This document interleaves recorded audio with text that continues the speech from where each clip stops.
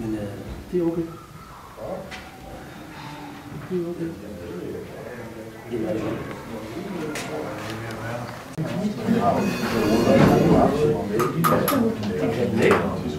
Skal du så så? Det er bedre. Velkommen til generalforsamlingen i Borgerforeningen 2017, og tak for det flotte fremmøde. Det er rigtig godt at se nye ansigter, kan jeg lige sige. Aftens program, det er, at vi starter her lige om lidt med et lille let traktement. Det bliver noget tærte, noget salat og så videre. Lidt vin, lidt øl, lidt sodavand. Og derefter så kommer Bjørks terapi og velvære med et lille foredrag. Han er genopstået fra hans egen terapi, for han var ikke særlig frisk i går aftes eller i morges. Men han er mødt op, så tak fordi du kom, Bjørk, og lad os nu se, hvor godt du har små stemme. Når Bjørk så har holdt et lille indlæg omkring, hvad lavede han før, hvad laver han nu, så følger generalforsamlingen og kaffe. Og det går ud på, at vi punkt 1 har som valg af ordstyrer og referent. Vi har beretningen fra formanden. Vi har regnskab fra Susanne. Punkt 4 det er indkommende forslag. Jeg har ikke modtaget nogen. Punkt 5 valg af bestyrelse af revisorer og suppleanter. Og punkt 6 det er fastlæggelse af kontingent. Og punkt 7 det er eventuelt. Og lige om lidt kommer maden, så synes jeg bare, at vi skal hygge os og slappe af. Så velkommen til, og tak fordi I kom. Og der ligger agenda, der ligger lidt vedtægter i, så dele lidt med hinanden og kigge lidt med hinanden. Der ligger også et stykke papir med nogle linjer på. Vi vil jo så gerne have, at vi har en lille bank af nogle frivillige, vi kan henvende os til, hvis vi nu mangler 2 personer til et eller andet. Det er ikke noget, der binder nogen for noget som helst. Det er bare sådan, at vi kan skrive ud, nu mangler vi lige nogen til at hjælpe med lokaldysten, med affaldsindsamling, med et eller andet. Hvis der er nogen, der har lyst til at skrive jer på, så skriver jeg på, og gerne med blokbogstaver. Der er ingen tvang. Det er kun frivilligt, det er ildsjæl.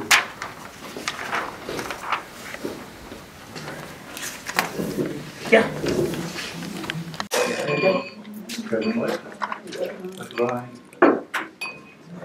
120 års jubilæum i år. Det er jo fantastisk jo. Det er det, Borgerforeningen. Ja. 120.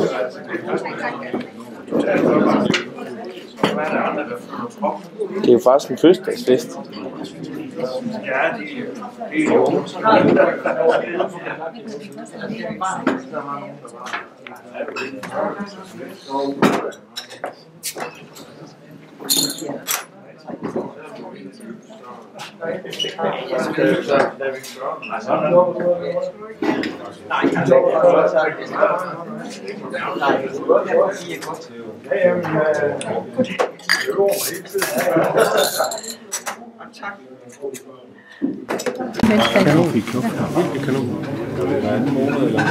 Det skal ikke blive mere alvorligt, end vi hygger os, så har det godt. Punkt 1, det er valg af ordstyre og referent. Og der har vi som regel lige været ude og støve lidt op, og jeg har spurgt Steffen Høj, om han vil være ordstyret, og Heine, han plejer gerne være en habil referent. Så siger I god for det, og der er andre, der har noget modsigelse til det?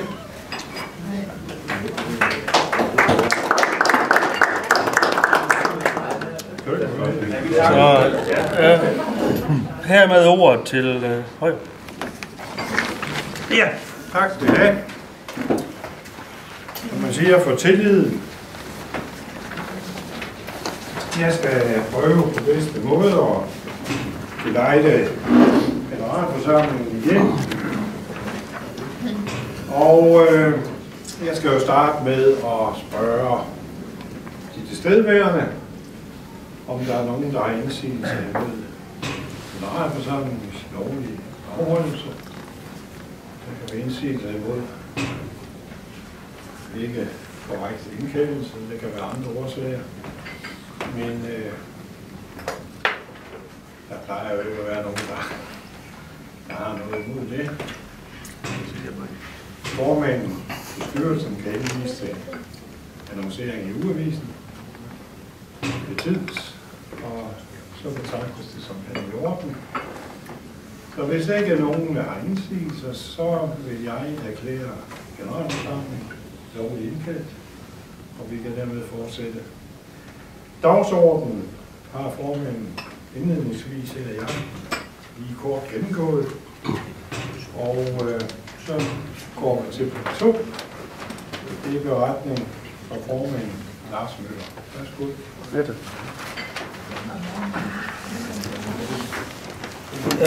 Ja. Jeg plejer jo egentlig i bund og grund kun at have en lille kort erklæring om, hvad vi har lavet. Eller hvad synes I? I løbet af året, mere end man egentlig regner med. Så jeg har været inde i min lille lommebog og skrevet lidt op omkring, hvad har vi egentlig tumlet med sådan... egentlig ikke kun i borgerforeningsregi. Fordi vi hører egentlig til også i Fjordklyngen og Viborg Landsbysammenslutning. Vi hører til i lokalområdet. Vi skal tænke på hinanden. Så punkt 1, det var jo sådan set, at vi var nogle stykker, der lige havde læst, at der var arbejdsdag i multihus. Det skulle klippes lidt. Der skulle ryddes lidt op, der skulle fejes lidt. Og det gav forresten også rundstykker og kaffe.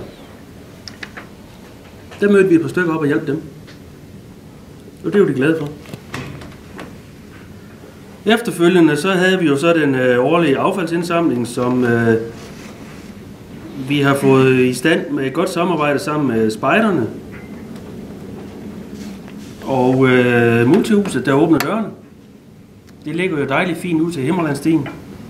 Vi har nogle bordbænke, vi har noget bålsglade, vi kan slappe af, og heldigvis bliver det godt vejr.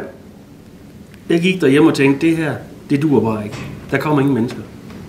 Der kom 35. Og igen, hvis jeg spoler 4-5 år tilbage, der var vi 2. Så var vi 16. Så var vi 50, og så videre. Kanon succes. Vi har så også fået lidt sponsorer og indover, der har vi fået Sparekassen til at give morgenbordet. Det repræsenterer omkring 700 kroner, men det var de helt med på. Sparekøbmanden og borgerforeningen, vi stod så for øl og vand. Vi stod for lidt pølser, lidt ketchup og ting og sager, og Heine, Skals murentreprenørforretningen, han fik sørget for lidt gummihandsker og lidt ting og sager, når vi skulle ned og røre ved alt det her ad. Og alt det der ad, det var der mange af. Den dag kaldte vi Himmerlandsstien for Lortestien. Og det var Lortestien. Men pyt med det. Vi fik samlet en trailer. Vi havde en kanon der. Så havde vi så igen i samarbejde med Skatteskole, det der hedder Skovens Dag. Det er sådan lidt bob-bob med fremmødet. Der kom nogen. Vi var der igen fra borgerforeningen. Karen Margrethe var der igen. Standhaftig. Fra skolen. Vi laver popcorn over bålet, vi laver pølser, vi hyggede os, vi savede brænder og ting og sager. Så var jeg så afsted, fordi jeg har været med i det gamle Møllerbregnens Landsbyråd nogle få gange. Der var jeg så med til generalforsamlingen. Der blev man enige om, at det her det skulle nedlægges, fordi der var masser af landsbyråd, der ikke fungerede længere. Der var ingenting at komme for. Vi snakkede bare om, hvordan går det i Tostrup, hvordan går det i Vam, hvordan går det sådan og sådan, og så fik vi en god lavkage og en kop kaffe. Så det landsbyråd, det blev nedlagt. De penge, der var, de blev uddelt til de her byer, der nu har været med i det gamle Møllerbregnens Landsbyråd fra Møllerup Kommunes gamle tid, jo ikke? Og der er der så overført, var det omkring 4.000? 3.900. 3.900, det var lige knap der. Mm-hmm. Ja. Det næste punkt, det er jo så et fjordklyngearrangement, Muslingefestival, men der møder vi igen op i form af Skals og siger, at her skal vi også være med. Vi er også et par stykker, der sidder i det her råd. det blev en kanon succes. Det er noget, der blev genoptaget, og der var muslingefisk, og der var gratis muslinger, der var musik, der var glæde, der var hammergod stemning, og der kom rigtig mange folk fra Skals. Det var dejligt at se. Så var vi ydermere også et par stykker fra Skals via det, der hedder Lokaldysten, som er et Viborg-arrangement, som man så er udbredt til forskellige byer. Vi skal kæmpe lidt om at løbe, gå, cykle, skabe en masse point, vinde nogle penge, men i bund og grund skabe noget liv. De der penge, dem vinder vi aldrig. Vi vinder aldrig mere end de 1000 kroner i Skals. Men vi er med. Skals er for store. Skals møder ikke op i store tal, men vi er der.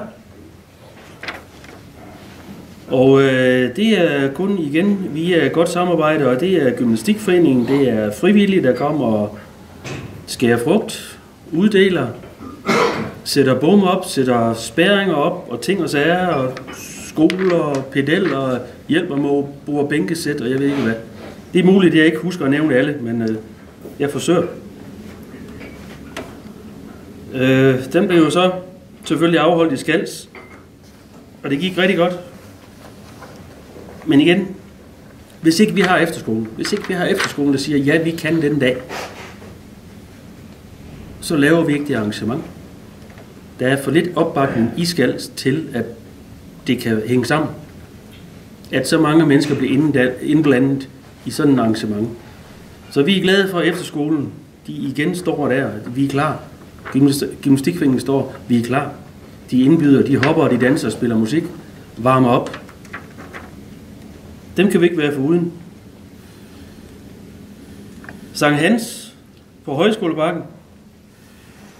Det har vi jo så i samarbejde med Skals Højskolen for at designe håndarbejde. Det er en lang tid. Der fik jeg så en lille reprimande. Jeg behøver ikke sige hvem. Men der var nogen, der mente, jeg var blevet for blå. Så vi havde så Mette Nielsen, den mest røde af den røde. Fra Klejstrup. Som båltaler. Det var også en god aften. Igen kom der masser af mennesker. Der var frivillige til at lave bål. Der var højskole, der stillede op med kaffe, kage, snobrødsteg og alverdens ting. Der var vores egen gode ven ude fra Skrængstrup, nede og Skrængstrup. Der kom med grej til bålet. Der var lidt overskud. Igen stiller entreprenøren op, fordi der var sgu lidt overskud. Hvad fanden skal vi gøre det? Det blev der fjernet i løbet der. Sådan. Og tak for det, Heine og firma.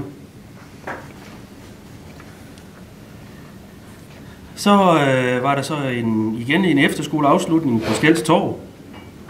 Det er heller ikke så mange år siden, vi i borgerforeningen fik det etableret i samarbejde med, at der skal der nogle flere hernede på det torv. Det kan da ikke passe.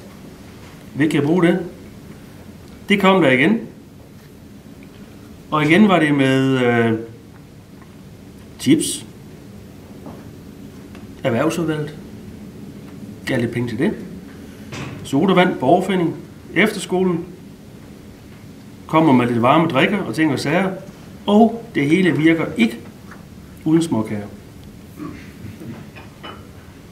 Det er jeg nødt til at nævne Heine igen, desværre.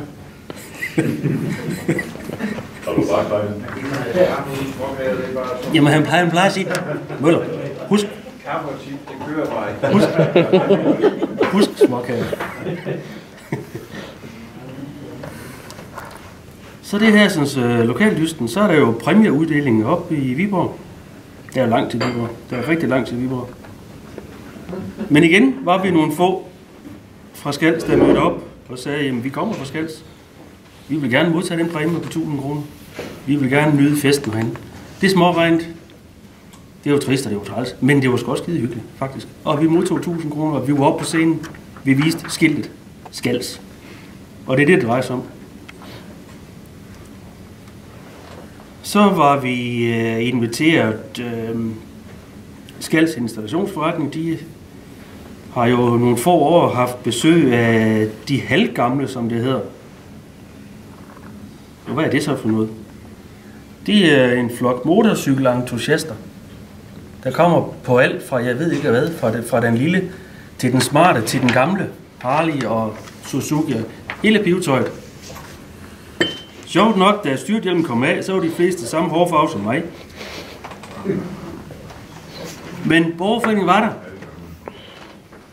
Vi tog billeder, vi fik en pølse, vi fik en bajer, vi fik en sodavand, og vi lavede pressedækning for byen.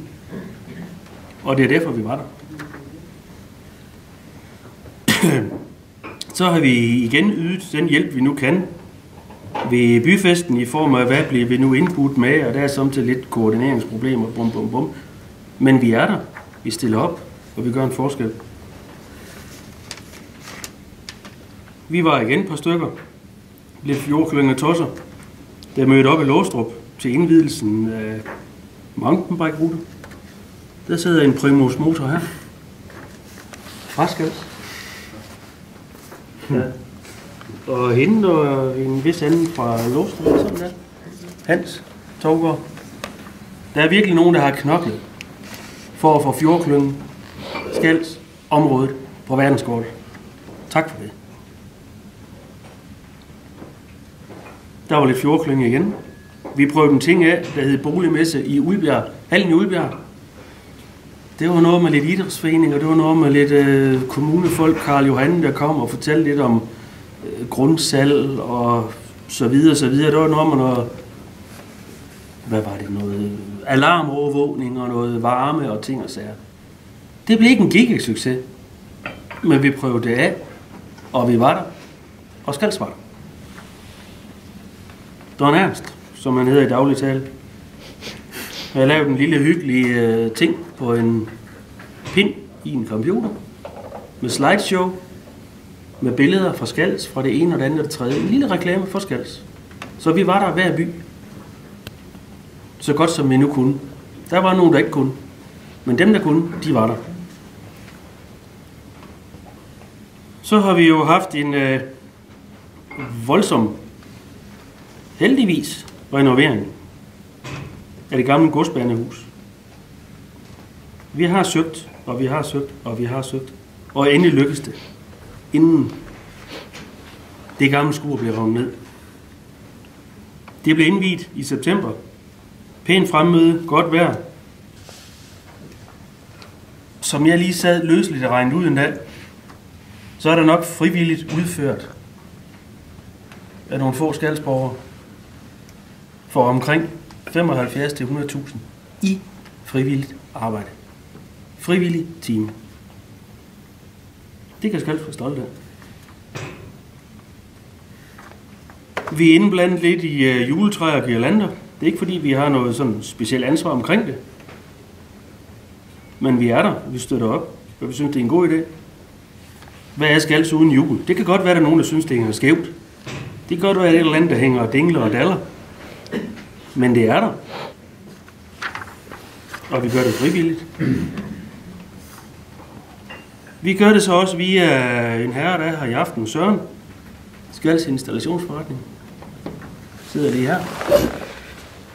Han er repræsentanten i Viborg Handelsråd.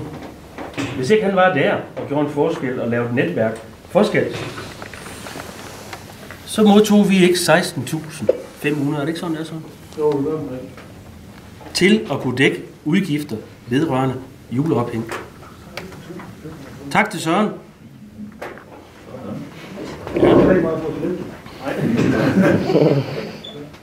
Derudover har vi så en lokal. Jeg kender ham jo kun under navnet Pøls, men han hedder vist Torben Jensen.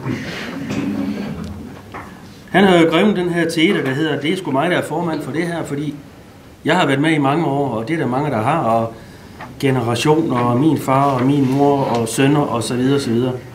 Mange har været involveret. Han har grevet teaten, og han har gjort det godt. Han har samlet en lille flok her på et tidspunkt, nede i banehuset, hvor man optimerede kæderne. De blev hængt op, der blev tjekket lys, der blev strammet op, hvor der var noget græn, der hænger og dingler. Jeg sagde også til ham, det der ikke skal være, det skal ud, fordi det banehus, det bliver ryddet op, og det er nu. Og det gjorde han, til punkt og prikke. Der var så igen støttet der lidt erhvervsudvalg og lidt ting og sager. Der skulle også lidt pølser, lidt solvand, lidt øl til. Sådan er det for os frivillige. Jeg har så personligt blevet inviteret, for jeg får en huleste masse mail ind fra borgen, man, til noget, der hedder Ådalsmøde. Det er vedrørende Skals Ådal. Og det er vedrørende Skals Å på sydsiden ind mod Viborg. Omkring, hvad skal der ske med den? Der er jeg blevet inviteret. Eller Skals Borgerforening blev inviteret. Kølsen Borgerforening er inviteret. Ornitologisk forening er inviteret. Og Sportsfiskerforeningen. Og en skovfod. Og så en eller anden koordinator. Vi skulle finde ud af at lave et eller andet form for et partnerskab, for at finde ud af, hvad kan vi her? Kan vi finde ud af at lave et partnerskab? Fordi det hedder også noget med frivilligt arbejde, søge penge til eventuelle faciliteter som fugletårn, fiskeplatforme, bordbænkesæt og lignende. Formidling, kortbruger, QR-koder. Jeg har aldrig fundet ud af det QR, men det er så hvad det er. Og eventuelt stiforbindelser i forbindelse med vådområdet. Så der er vi også med. Der er vi også, og ja tak, vi vil gerne høre, hvad er det her for noget. Jeg fik så også at vide, det kræver, at de her borgerforeninger, de møder op med nogen fra byen, der vil hjælpe. Med at lave de her fiskeplatforme, med at lave et eller andet med en bro, med at lave et eller andet med sådan og sådan. Der sagde jeg så direkte, det kan jeg ikke love. Men jeg kan gå hjem med tingene, og jeg vil gerne med til det efterfølgende møde. Der ligger den. Det står her i et årsskrift 2016 for Sportsfiskerforeningen. Der er en lille artikel der, og folk, der har lyst til at læse det, det kan de gøre. Det ligger heroppe sammen med dagens avis, hvor vi igen fylder en hel side til sammen, sådan til 0 kroner.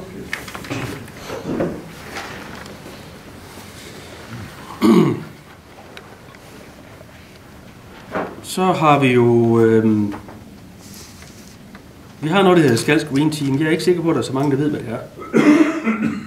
Men det drejer sig om, at vi er nogle få.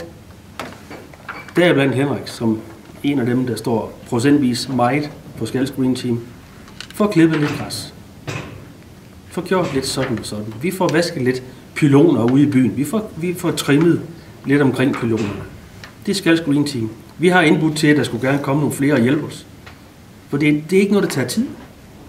Og vi er hovedkvarter i Banehuset, så det er så ringen da. Hvis der er nogen, der har lyst, så siger det til. Men det er igen frivilligheden, der styrer, at vi render rundt og laver nogle ting hist og pist. For byens skyld. Medlemsstatus, som jeg har her fra Susanne, det er en lille smule nedadgående. Der er kommet lidt efterfølger, men vi prøvede også det, der hed SWIP. Det gav lidt, det gav ikke nok. Nu er vi ved at undersøge det, der hedder MobilePay, om vi skal prøve det. Og det tror jeg så nok også, vi gør. Altså udover det almindelige kontingent, at man kan overføre penge til bankkonto osv. osv. Er vi tilfreds?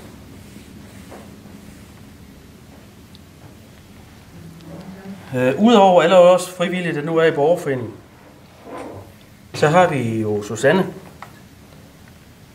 Hun kalder sig selv Morter Skrab. Jeg vil gerne have lov til at kalde hende Morter Skarp, for hun er fandme skarp. Og tak for det. Hun går ind i regnskabet. Hun spørger ind, og hun siger, hvorfor det, og hvor er den bong, og hvorfor dit, og hvorfor det. Det er kanon. Det kan Skals være stolt af. Morter Skarp.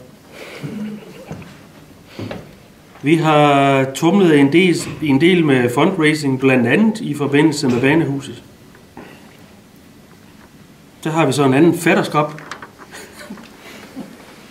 Han er efter os.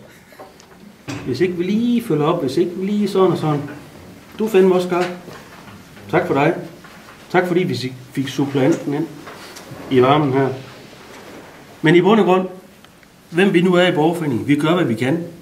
Vi formår det, vi kan. Vi kan lidt af hvert. Og sammen er vi stærke. Ja. Hvad har vi så?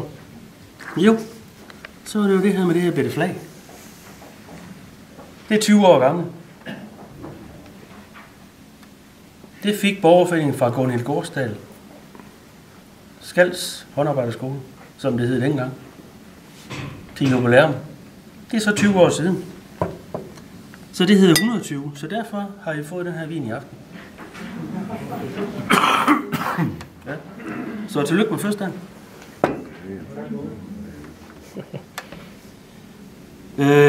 Ja, vi kalder os en ung forening, der gerne vil fremad. Og det vil vi også. Jeg synes, det er lige nok til det. Det er lige nok til det. Ja. Men altså, vi synes selv, vi er godt sammentømret, og vi kan snakke sammen, og vi kan hjælpe hinanden, det vi nu kan. Vi vil gerne fremad mod de 125 års jubilæum. I mange foreninger hører vi, det er svært. Hvad gør vi? Hvordan får vi de unge mennesker ind? Hvordan får vi nye ind? Hvordan kommer vi videre? Hvem skal overtage os? Vi er faktisk så gamle, mange af os, der sidder her i dag, at vi holder møde i lokale historisk arkiv. Så når vi kommer derned, så skal vi støve os af, men pyt med det. Vi hygger os, vi har det godt, og vi får hjemmebagt kage. Punkt 23, det er så det værste. Det er jo de her ting, jeg egentlig har glemt, som vi har været igennem. Men der er jeg så kommet i tanke om. Det kom. Der er jeg kommet i tanke om, at... undskyld, hr. Sørensen, du skal op og stå. Ja. Status for renseanlæg. Status på Skals renseanlæg. Der har vi også været involveret, og fra borgerforeningen stået bag for en underskrift indsamling. Men Ejner har været inde i det store hus, og kender lidt status, så det kan du lige forklare lidt om. Ja. Ja. Her sidst på året, 2016, der kom der sådan en lidt kedelig overraskelse fra Energi Viborg, eller fra Viborg Kommunes planafdeling, at Energi Viborg de indstillede til en kraftig udvidelse af Skals rensningsanlæg. Cirka 5 gange den størrelse, det har i dag, og cirka 150 meter tættere på byen, end det er i dag. Så det var der så nogen, der var lidt fortørnet over, og lidt fortørnet, rystet, overrasket. Hvorfor har man ikke hørt noget om det, før det ligger i et forprojekt, og sådan set kun lige mangler en høringsfase, og så er vi kørt videre med det, og så er det færdigt i 2018. Så der blev lige hurtigt nedsat en arbejdsgruppe. Der blev afholdt et møde i Sparekassen i november måned, hvor der så blev dannet en arbejdsgruppe på 6-7 personer, som ligesom skulle samle trådene og så lave en indsigelse imod det her projekterede eller planlagte rensningsanlæg. Det gik ud på, at vi skulle lige vurdere, hvad var det i grunden for nogle undersøgelser, der lå til grund for, at man lige havde valgt, det var i Skals. Dem, der ikke lige har fulgt så meget med i det, så kan de så lige blive opdateret på, at det drejer sig om spildevand fra Klejtrup, Møldrup, Tostrup, Bjerregrav, Øvel, Vammen, og selvfølgelig, som vi får i dag, Nørre Rind og Lågestrup og Sundstrup, men også på sigt Uldbjerg og Løvstrup, Fiskbæk og Knudby, tror jeg det var. Det hele det skulle så stort set pumpes til Skals, lige med undtagelse af det behandler i dag. Og der var flere, der synes, hvorfor skal det lige gå ud over Skals og Hjarbæk Fjord især. Så inden for en måned, der fik man sammensat, altså først så skulle man jo bede om aktindsigt, og fik det, tror jeg, cirka 1,5 døgn før, at den her indsigelse, den så skulle være på rådhusets bord. Så det vidner lidt om, at kommunen ikke selv var sådan helt klar til at få den her modstand, som de fik. Men der blev lavet en 8 sider lang indsigelse fra den her styregruppe, og vi opfordrer også alle til bare at sende en kortfattet mail med deres bekymring eller spørgen ind til, hvorfor man nu lige havde valgt, at det skulle være sådan og sådan. og det resulterede i, jeg tror, der kom 20-25 selvstændige indsigelser her fra Skals, foruden en fra hver grundejerforening og en fra borgerforeningen, som jeg så stod for sammen med Lars Formand Møller. Den var kortfattet, den fyldte cirka 1 af 4 sider, og den kunne jeg godt have taget med i dag, men den stillede blandt andet spørgsmålstegn ved, om de havde sådan gjort sig nogle tanker i forhold til udviklingen af Skals og vores parcelhusområde med grundsalg, at det lå ikke alt for heldigt i forhold til, at man så fik det her rensningsanlæg som en lille pukkel imellem grundene og fjorden. Man havde også solgt byggegrunde i budrunder, og det var så også ved foran dem, at man nu ville lave et rensningsanlæg. Der var et stort rekreativt område heroppe mellem Vesterlede og Murentoften, som også kunne blive generet af den her lugt, der kom ind igennem slugten fra vest. Der var noget med usikkerhed omkring huspriser og hussalg, og så længe der ikke ligesom er nogen afklaring på noget som helst, så ligger det hele bare i sådan en anden dvale, og der kan ikke blive taget stilling til noget som helst. Det var blandt andet det borgerforeningen lagde op til, men afslutningsvis lagde de også op til, at de synes, at sådan et stort projekt som et rensningsanlæg af den størrelse, det krævede, at der var flere aktører i spil og flere interessenter, og man ligesom fik drøftet nogle synergieffekter på sådan et stort anlæg. Hvad kunne man forestille sig, der kunne drage nytte af det her overskudsvarme, man eventuelt kunne hive ud af rensningsanlæg? Der ligger også nogle klimamålsætninger fremadrettet, og vores varmeværk skal tænke i andre baner inden for en kortere årrække. Så vi synes generelt, at der var for lidt forarbejde ud af den vej, med ligesom at få nogle flere aktører i spil. Placeringen hernede på engen ved Lykstørvej, det var 1 ud af 4 foreslåede placeringer, der alle sammen lå i umiddelbar nærhed af Skals. Den her styregruppe gik så ind og foreslog en placering over ved Ulbjerg. Ikke for at genere dem, men fordi vi synes, at en placering ude vest for motocrossbanen på Skivebrovej, det måske var lidt mere hensigtsmæssigt. Der var i hvert fald ikke nær så mange naboer, der kunne blive generet af det, heller ikke af vestenvinden, og i og med, at vi foreslog, at det skulle ledes ud i lovens spredning, så kunne det ligge fint deroppe. Der var også en anden placering, der lå ude på Lille Torvej, ude på det gamle lossepladsområde, fra Ulbjerg Cafeteria så mod Lille Torv. Det var også en mulighed. Gaslageret havde en skylleledning, de ikke måtte bruge lige i pt. Den kunne man så pumpe noget spildevand ud i lovens spredning med i stedet for. Det var bare vores bud. Men vi lagde op til, at der skulle nogle flere aktører på banen, og der skulle noget mere lys over sagen. Og det gav genlyd ind på Rådhuset. Torsten Nielsen har jo hurtigt ude og se, der var nogle stemmer her, så det kunne han godt bakke op om. Og det var jo fint.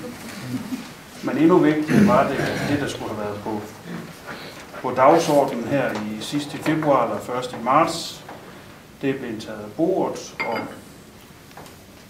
Viborg Kommune planafdeling skal holde møde med Energi Viborg Spildevand.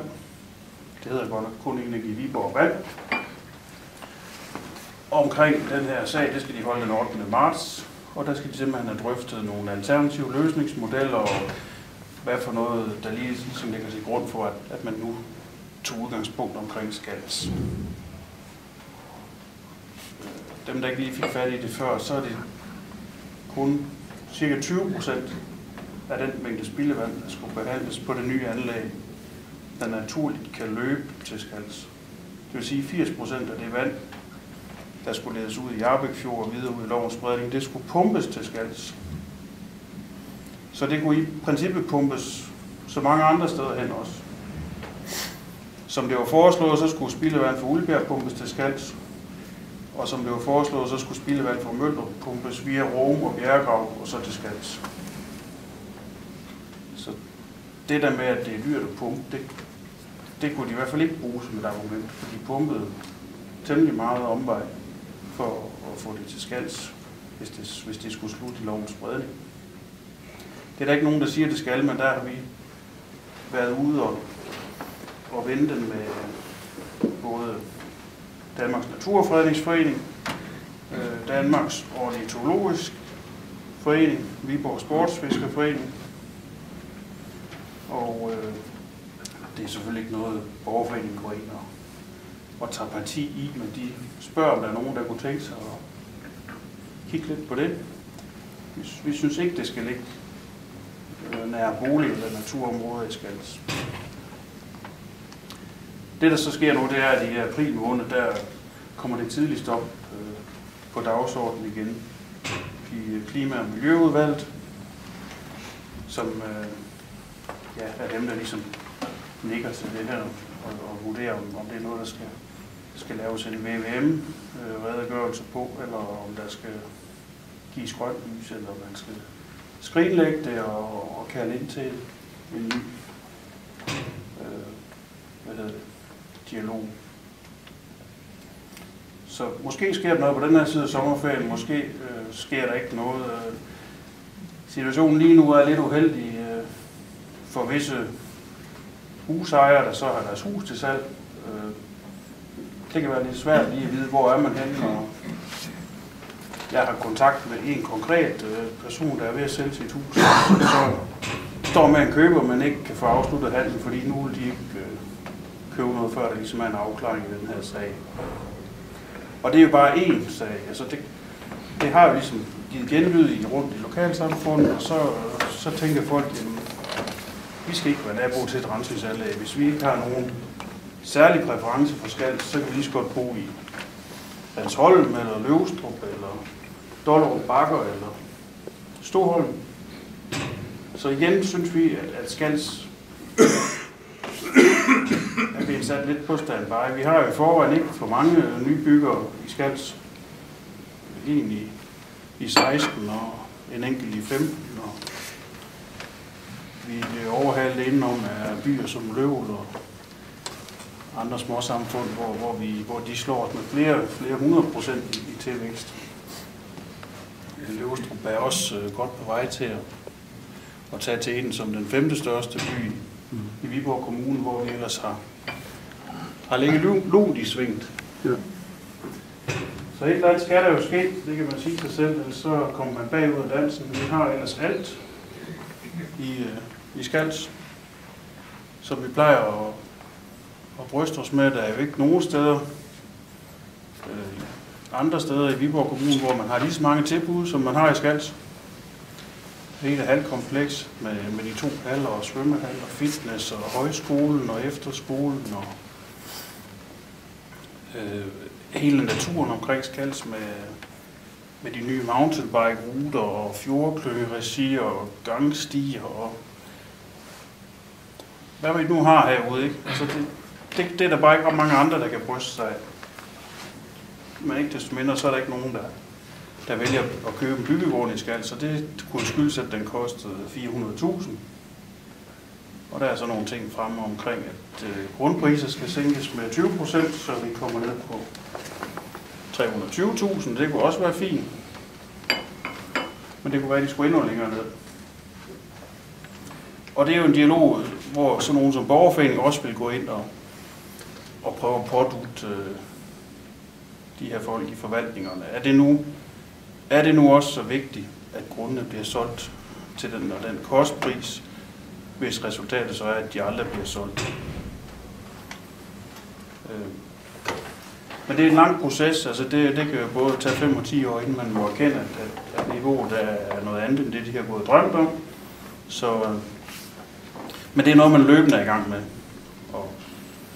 Og vi har, som Lars siger, vi har en super fin dialog med kommunen og de forskellige forvaltninger derinde, og de er altid positive, når vi henvender os og kommer ud, og man får en snak om nogle ting, ikke? Og Det har vi også nævnt tidligere, men vi har jo også haft både teknisk udvalg og teknisk forvaltning og formænd og det ene og det andet herude og kigge på projektet med Aktiv Midtby.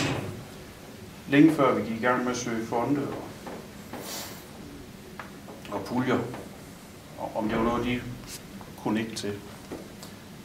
Men alting det tager tid, og det kan tage både 5 og 10 år at komme i mål. Men lige nu, status på rensningsanlæg, det er, at den er skudt til hjørnespark, og det er godt i forhold til, at man får bremst processen, men det er negativt i forhold til, at Skals er sat på standby. Selvfølgelig det etablerede hussalg inde i byen, altså det går jo nok alt sammen, og der bliver stadigvæk handlet hus, men køb af nye byggegrunde, der tror jeg på, at vi står lidt i stammen, indtil der kommer en afklaring. Og især Nede Hede er også lidt hårdt ramt, fordi det er jo også et af de foreslåede placeringer af sådan et rensningsanlæg der. Umiddelbart nord for Himmerlandsstien, når vi kommer ud til Lergraven og derude. Så alt i alt, så er vi afventende. Tak for det. Hvad er årsagen til, at det hele skal lægge sammen, alt spildevand, det skal ud det samme sted? Er det fordi de små fungerer ikke tilstrækkeligt? De små rensningseffekten på de små anlæg er vurderet som værende for dårligt. Ja. Skal man så investerer man ikke i de små rensningsanlæg. Så bygger man et nyt rensningsanlæg centralt for hele Viborgs nordlige opland, og det er budgetteret til 45 millioner for selve anlægget hernede på engen, og det er jo egentlig ikke alarmerende. Altså de skovler penge ind i vandafledning, så der kan de jo hurtigt derfor hive meget af det hjemme. Det der så er Skals' frustration, det er, hvorfor det lige skal være i Skals. Når nu der er flere ting, der peger på, at Jarlsberg Fjord vil komme til at lide under den her udledning. Selvfølgelig er vandet renere, altså end fra de der alle vores rensningsanlæg, det de udleder i dag. Det vil bare lige så huske, det er, at meget af det, der kommer fra Bjergård og Klejtrup og Møldrup og Rammen og Løvel, det bliver fortyndet, og de kommer ud i Skals Å og kommer den vej ud igennem vores nye etablerede vådområde, hvor det så også er med til at nedbringe udledelsen af kvælstof i fjorden. Nu vælger man så at køre udenom Skals Å og koncentrere det hele hernede på engen, og så lave en samlet udledning. Det synes borgerforeningen var lidt uheldigt. Det var der også andre, der synes. Men ellers, borgerforeningen er jo ikke et politisk foretagende, så vi skal jo sådan træde lidt varsomt, men altså man kan altid sige, at det i hvert fald ikke er sundt for vores i forvejen lidt hårdt prøvet i arbejdsjord. Kort sagt, det er, der er reageret. Også fra borgerforeningens side. Og der er også kommet synlige, hvad skal man sige, resultat af vores besøg derinde på Rådhuset. Og at forvaltningen ligesom har trukket i nødbremsen, det er også et tegn på, at der var noget galt i den behandling af sagen. Tak for det, Heine. Udover det, vi har været igennem, så har vi også nogle ting, som vi ligesom jo, hvad skal man sige, hænger på. Eller hænger ikke på. Vi har en løbende god kontakt med Viborg Kommune om diverse kurser, de nu tilbyder, eller events, eller fremtid omkring, kommer der en ny lokaldyst? Er der nye tilbud omkring fundraising, det her med at skabe penge? Der har jeg lige i dag fået, at nu kan vi søge ved Nordea-fond. Der får jeg løbende, fordi vi har oparbejdet i borgerforeningen en kanon god kontakt. Der får vi løbende god information. Og der er ikke ret langt til dem. Vi skal ikke igennem alt for mange skrivebord. Heldigvis. Men det er noget, der er kommet med tiden, synes jeg. Vi har en god dialog, og vi har godt samarbejde med de forskellige Skals-foreninger. Vi forsøger i hvert fald. Jeg sidder som repræsentant i den her nye landsbysammenslutning, som jeg fortalte tidligere, var en ny tråd af det gamle landsbyråd. Vi er et par stykker, der sidder med i fjordklyngen, der er blandt også her igen, vores dyrlæge. Og det er jo fordi vi vil det her. Vi vil Skals. Vi vil området. Fordi hvis ikke vi står sammen, så kommer vi ikke videre. Vi har en god dialog med erhvervslivet i Skals. Vi har også en god dialog med diverse skoler. Skalskole, højskole, efterskole. Det hele. Den jyske sparekasse. Det er vaks.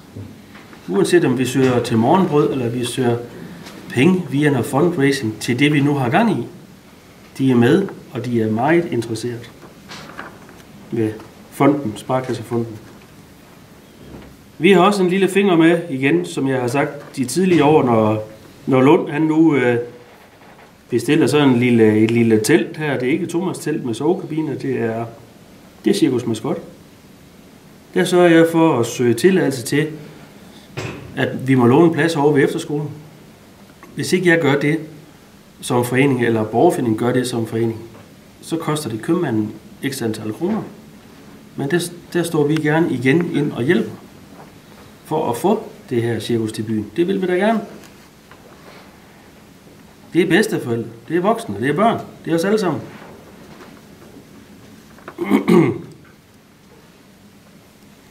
Jeg har lige lagt dagens avis herovre. Der er 2 halvsider. Det fører mig frem til, at der står her, at vi har en rigtig god dialog og kontakter med medierne og meget med hr. Jønsson ved Viborg Folkeblad, som har noget med ugeavisen at gøre osv. osv. Hvis ikke jeg skriver til ham, så skal han nok sørge for at ringe. For han vil, og han gør meget. Og det kan vi bare se der. 2 halvsider. Det er 0 kroner.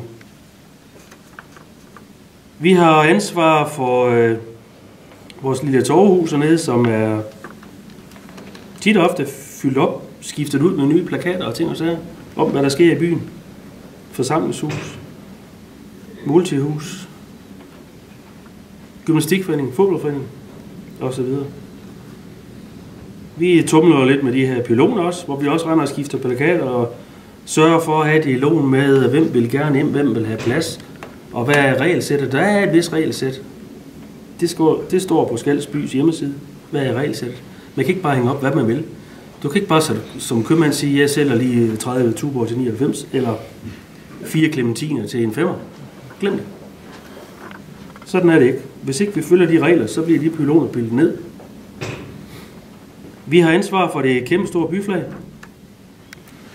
Vi har ansvar for Skals bys hjemmeside. Henrik makker meget af egen fri vilje. Skals Facebook. Den er helt vildt tosset besøgt. Vi har ansvar for den lille resteplads ved multihuset med også at fylde brænder op og lige at holde øje med det. Brænder det bliver desværre stjålen, selvom vi lige fylder en trailer op. Så ryger der noget væk, men sådan er det. Vi har ansvar for personale, der kører rundt med flag alene i byen. De her flag, de kommer ikke op af sig selv heller. Der har vi en Ole Pedel, har vi ikke det? Han er også i dag. Han har en god kammerat. Tak til Ole og tak til Torben. I gør en kæmpe forskel, selvom I synes, det er for let. Og I bliver tosset, når jeg kommer med en lille julekog og en sommerkog. Og siger tak for hjælpen, men I gør en forskel. Og sige tak til Lene. Også det. Hun har også været med. Ja, chauffør. Ja. Og ikke helt Lene også med en gang. Hun har glad på undvaren. Det er jo så det umiddelbart, jeg lige har ridset op, vi har ansvar for. Fremadrettet. Så har vi jo stadigvæk lige et lille godsbanehus. Det var sgu malet så flot. Synes I ikke det? Det ser ud af helvedes til nu. Men det lærer vi altså ikke pille ned af. Vi skal nok få det ordnet. Og omkring godsbanehuset, jeg nævnte, at der var frivillige timer, der var sådan og sådan. Vi skal også lige huske, der har været nogle håndværkere indover, og de har gjort det godt. De har gjort det med et lokalt islet. De har gjort det med tanke for, vi er Skalsborg. Vi vil det her. Det her hus, det skal blive her. Vi har så også haft kriserskilte i Viborg. Hvad har de givet? 2 skilte for 4.000. Flykkerfarver, jeg kender lidt godt. Sponsoreret maling for 10.000.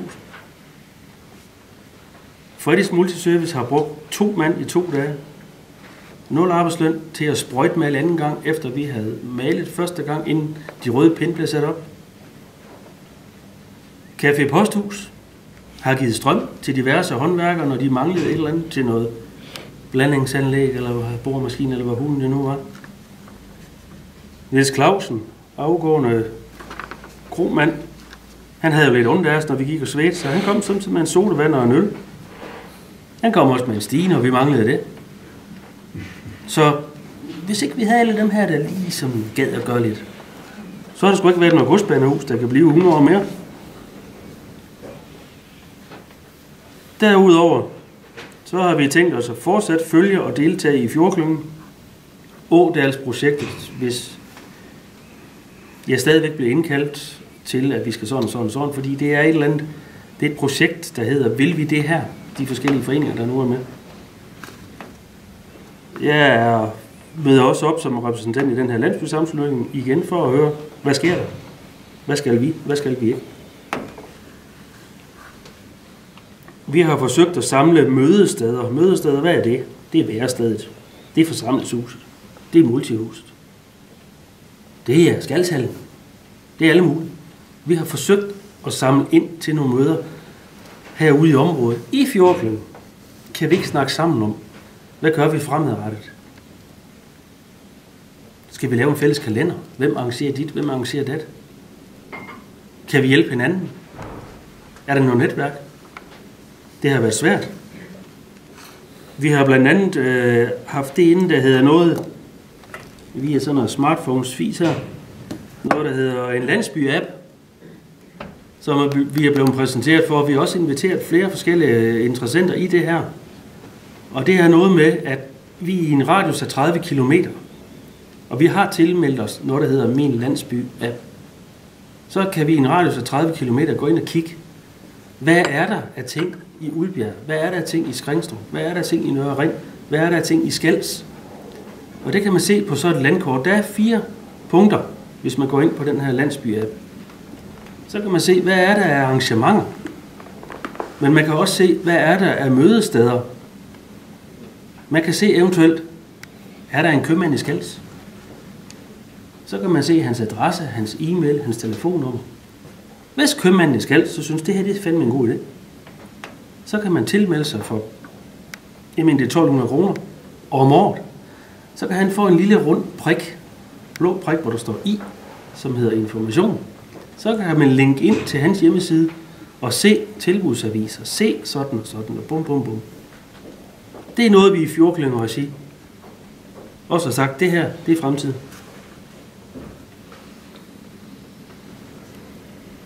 Så har vi et nyt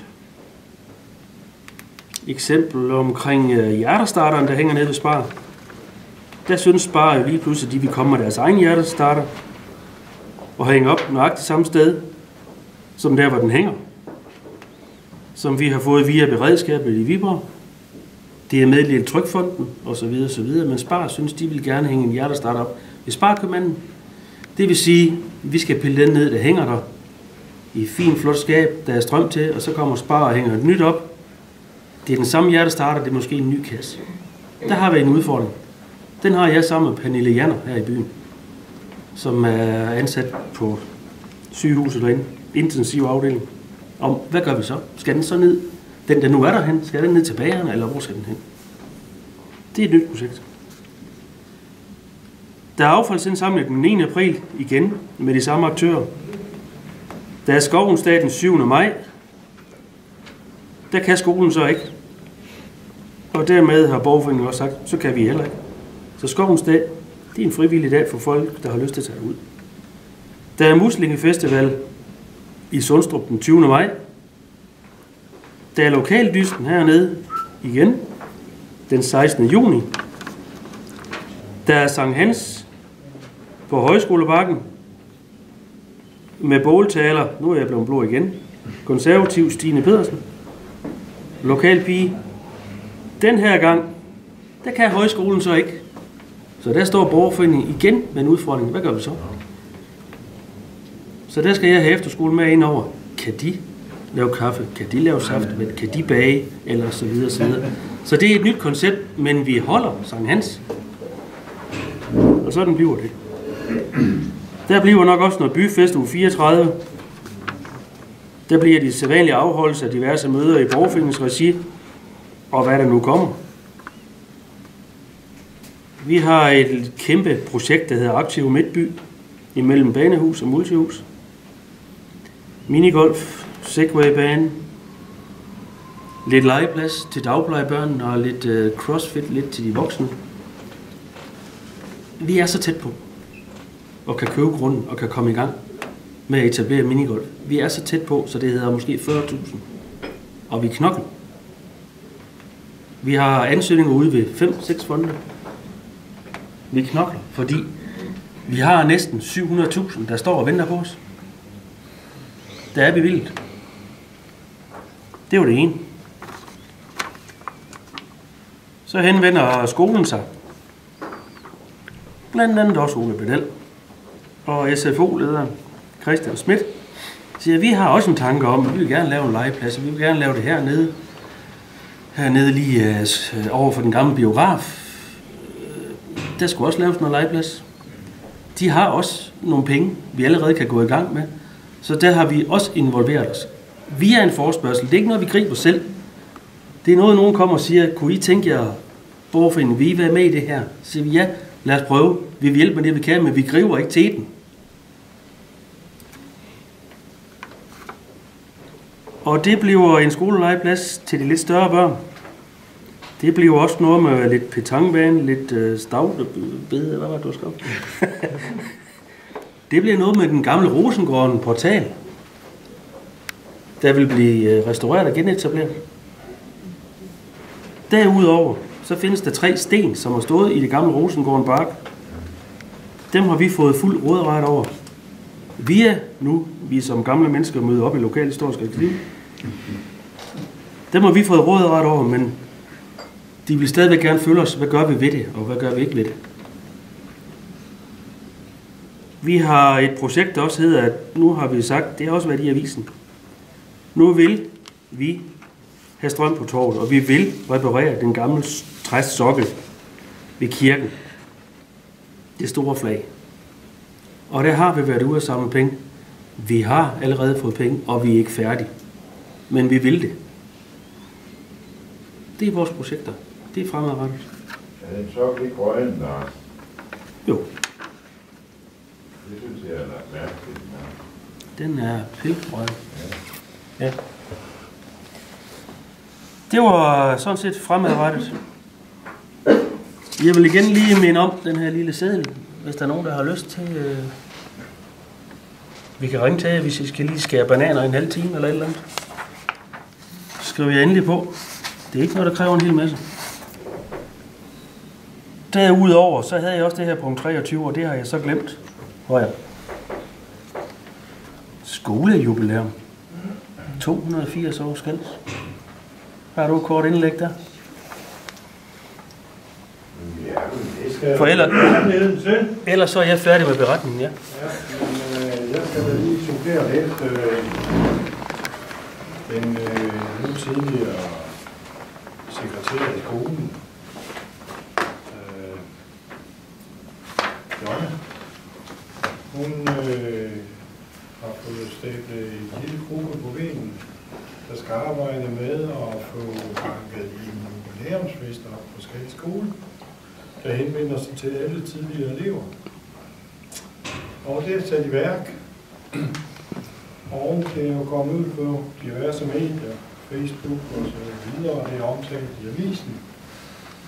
Og der arbejdes altså på at strikke en hyggelig dag sammen, hvor gamle elever kan tilmelde sig og komme og være sammen en dag, og hvor vi satser på at skal fylde begge idrætshallerne med elever. Så nu ved vi jo ikke, hvor mange der kommer, men vi har skelet lidt til Møldrup og Ørum, der tidligere afholdt. Og så er det måske i bedste fald, eller måske rimeligt, at vurdere det mellem 800 og 1200 mennesker. Så det bliver jo rigtig stort arrangement.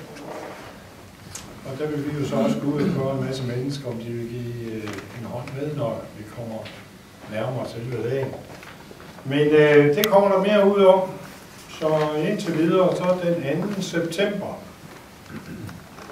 starter midt på eftermiddagen på Skals skole, og så her i hallen om aftenen. Men tilmeldingen, det kommer så. Det var det her. Og jeg har så også fået ord som dirigent igen, og skal efter formandens utrolig fyldige beretning. Jeg har lyst til at sige, at det er lige ved at tage pusten med en, for der var rigtig nok meget. Der er meget, der er blevet løst. Der er meget, der er i gang. Og ikke mindst en masse, der er i støbeskeen. Og jeg må sige... Jeg har hørt. Nu når jeg er kommet herud, så når jeg sådan har været til møde i Ulbjerg eller i Møldrup, så folk de snakker altid om Skals, det er en svær by. Det er jeg så også fundet ud af, det er rigtigt. Men det er faktisk skal vi ikke give op. Men tonen kører sådan. Tonen kører sådan. Og så har jeg egentlig et punkt trænes indlæg omkring grundpriser. Ja. Vi kan have hjælp med, at vi står her og vrider hænder og skal have grundpriserne sat ned. Vil du have priser på alle huse i Skals til fald, men nogenlunde godt og vel det samme beløb. Det er det, der sker. Hellere sætte dem op, så det bliver lidt opmærksomhed omkring det. Men prisen og udviklingen taler ligesom for sig selv. Den bliver ikke solgt noget af ham. Men det er kun i Skals jo. Løvstrup og Løven, de kan sagtens sælge Løvenbrunn og Rødding og Storholm. Altså, der er jo ligesom sket en eller anden gevaldig opdragning i Skals.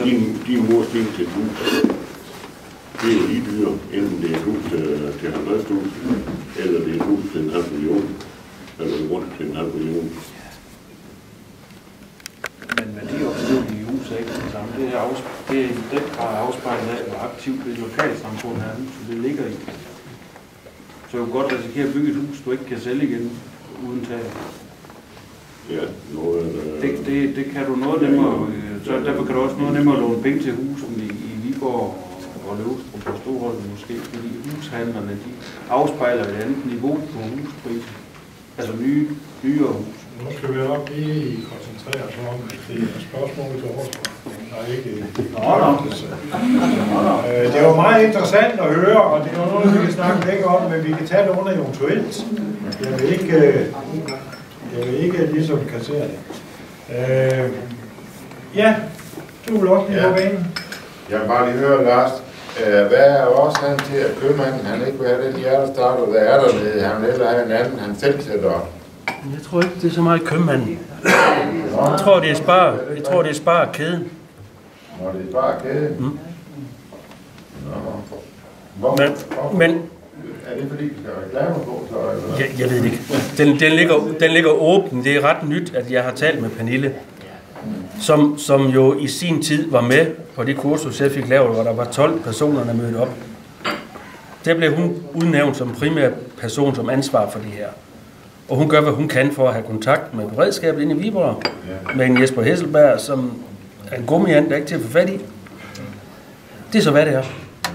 Men der kører det der pingpong imellem, hvad siger købmanden, og hvad siger Spar, og hvad siger Jesper Hesselberg af beredskabet. Så det er en åben dialog. Nej, det forstår jeg heller ikke. Hvorfor fjerne noget, der fungerer, og så proppe noget ind? Det er nøjagtigt det samme indad. Det kan bare være det en ny smart box, der siger bling bling, og der er et eller andet, jeg ved det ikke. Ja. Det gør ikke noget. Det gør ikke. Men problemet er bare, hvis vi skal til at have den flyttet ned til bageren, hvad så med det strøm, der skal arrangeres der til? Hvem betaler det? Gør Søren. Ja. Så det er en åben dialog. Ja, er der flere spørgsmål? Det kan godt være, at beretningen har været så fyldt, det er næsten ikke til at overskue. Ja, men så synes jeg, at vi skal bifalde årsberetningen.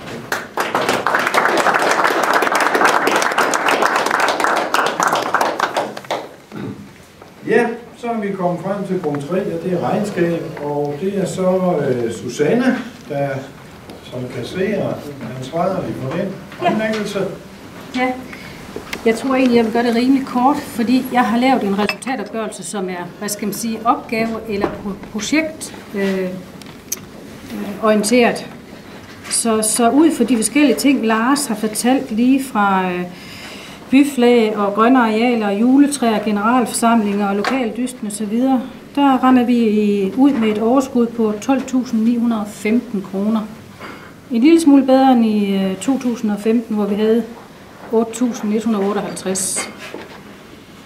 Som Lars også snakker lidt om, så har vi haft et lille fald i vores kontingenter. Ja, jeg ved ikke lige, hvad man skal gøre ved det, men vi vil selvfølgelig gerne have flere medlemmer i borgerforeningen. Ellers er der rigtig, rigtig mange ting, som er status quo. Vi har haft en lille post, som ikke kommer igen, der hedder reception på Banehuset. Plus vi har haft nogle små omkostninger på medhjælper, som også Lars han snakker om. Men ellers er rigtig meget af, det er genganger og opgaver og projekter fra år til år. Jeg kan godt gå dem igennem, men jeg tror egentlig, Lars har fortalt en rigtig masse omkring de forskellige ting og sager. Lars har også snakket noget omkring Banehuset, og den er blevet renoveret. Og der har vi et lille beløb, større beløb vil jeg sige, på 39.618, som vi skal have betalt noget på i år. Så har vi gang i projekt Strøm på Torvet og renovering af flagstangssokler. Der er de startet på noget indsamling og kommet godt i gang, men ikke færdige endnu. Men det, der er sket på det er, at vi har fået betalt tilslutningsbidraget til Energi Midt. Det er betalt. Så langt, så godt. Så nu går vi så videre med det i 2017.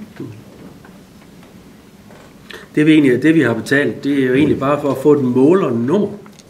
17.125 kroner. 17.125. Men det er fordi, vi har sagt, at vi vil have strøm på torvet. Vi vil ikke rende og låne på en eller anden kørestol på første sal med et ben og kravle op og ned og frem og tilbage. Vi har sagt, nu skal der være strøm, vi kan trække. Og det er simpelthen borgerforeningen sagt, nu gider vi ikke snakke mere om det her strøm, vi gider ikke snakke mere om flagstangssokler, nu skal det være. Derfor er vi ude at samle penge ind, og vi er godt på vej. Ja.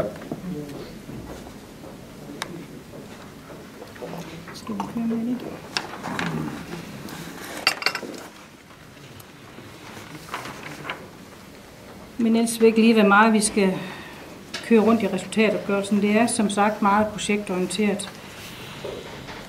Så har vi vores balance på 31. i 12. for Skals Borgerforening. Banehuset. 40.000 er den sat til som aktiv. Vi har nogle konti i sparekassen, den jyske sparekasse, det hedder ikke sparekassen Skals længere. Det er nok et gammelt arv, vi har. Og så har vi nogle penge til at stå, som står og venter på, at vi kommer i gang med aktiv Midtby. Og det er hovedsageligt penge fra Viborg Kommune, der står og venter på, at vi kommer i gang med de områder. Og der har vi cirka 366.000 til at stå. Og så vidt jeg forstår, så er det blandt andet til...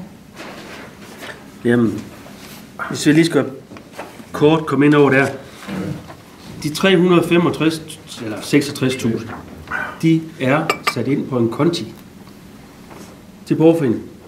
Derudover ligger der 100.000 på sparekassen. Men det er først et eller andet med, når vi er kommet i gang, og er sådan og sådan, at vi kan vise nogle kontoudtog, og så ligger der 100.000 der. Der ligger 120.000 fra kultur og fritid, Viborg Kommune. Der ligger 10.000 fra Skals Borgerforening. overskud fra Byfest. Der ligger 10.000 for Gymnastikforeningen, overskud fra Skals Byfest. Der ligger 30.000 for forudbetalt leje fra Gymnastikforeningen til minigolfbane. Så vi mangler, så vidt jeg husker, vi holder statusmøde næste uge. Den her lille fundraising-gruppe, vi nu er. At hvor er vi? Fordi vi vil det her. Det kan ikke passe, vi skal nå ud til december, og så sende 366.000 ind til Viborg Kommune, plus afskrive 100.000 til Sparekassen, plus 120.000 osv. osv. Alle de penge ligger og rumler. Det er godt ske, at jeg ikke kan få med, Lars. Men jeg ved overhovedet ikke. Jeg har aldrig hørt det ord, der er aktivt. Vi kalder det projekt imellem Banehuset og Multihuset. Hele det projekt, hele den grund, som Sparekassen egentlig ejer, der er 2.514 kvadratmeter. Det er den grund, vi er blevet indblandet i. Det er ikke en opgave, vi har påtaget os. Det er Gymnastikforeningen, der er blevet henvendt sig til fra Dansk Minigolfunion. De vil gerne udbrede sporten. Det er dagplejemødre i byen, der gerne vil have en legeplads. Og så bliver borgerforeningen så lige, goddag, kan I ikke lige? Nej, det kan vi ikke. Vi tager dem ikke, men vi vil gerne samarbejde. Vi vil gerne gå ind og være aktive sammen med jer. Det står i vores vedtægter punkt nummer 2. Vi skal virke fremmende for foreninger og så videre, så videre, så videre. Så derfor er vi gået med i det samarbejde. Jeg har 2, hvis vi skal sende rundt. Ja, Jørgen han har, hvis der er nogen, der må se det. Det er et kæmpe projekt. Vi mangler kun 30-40.000, så er vi i gang. Så er der en 18-hullers minigolfbane i Skals af international standard, hvor der kan holdes professionelle turneringer og så videre. Der er vi. Vi overvejer at kalde det for miniputterne. Så er det der beløb der fra 15 til 16 under banen. Vi er ikke nogen, der spørger om det. Vi er ved at gennemgå aktier og passiver. Susanne, du må hellere lige prøve. Ja. Så har vi Børnefonden, som har stået rigtig, rigtig mange år på 17.500 periodeafgrænsningsposter. Det er vores forsikring, som kører på et skævt regnskabsår. Den kører fra 1. i 10. til 30. i 9. Og så har vi nogle tilgodehavender fra nogle sponsorater på det projekt, der hedder Strøm på Torvet og Flagstands Sokkel, som er også kommet ind på kontoen her i 2017. Så har vi aktive alt for 506.065, og så har vi vores passiver, det er vores egen kapital primo, og så vores års resultat på 12.915, og resultatet på projekt Strøm, pt. på 1.375, og så underskud på Banehuset. Og så har vi vores hensættelse på Aktiv Midtby, og den er hensat, fordi vi har fået pengene på kontoen, men hvis vi ikke får brugt, eller hvis vi ikke kommer i gang, så skal vi aflevere pengene igen. Ja. Og så har vi noget skyldige på Banehuset, og vi har nogle skyldige små omkostninger. I alt passiver for 506.065.